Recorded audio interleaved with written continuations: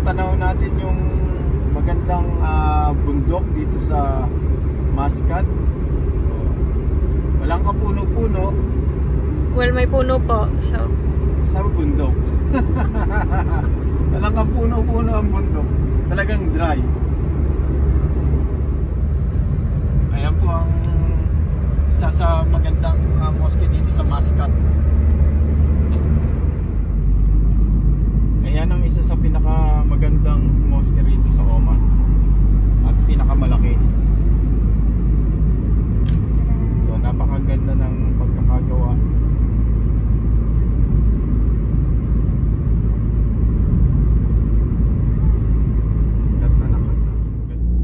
Yan po ngayon ang bagong ginagawang Mall of Oman. So sa September 2021 pa siya magbubukas.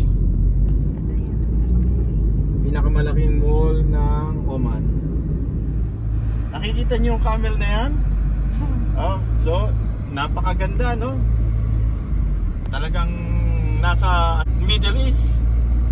Yung camel na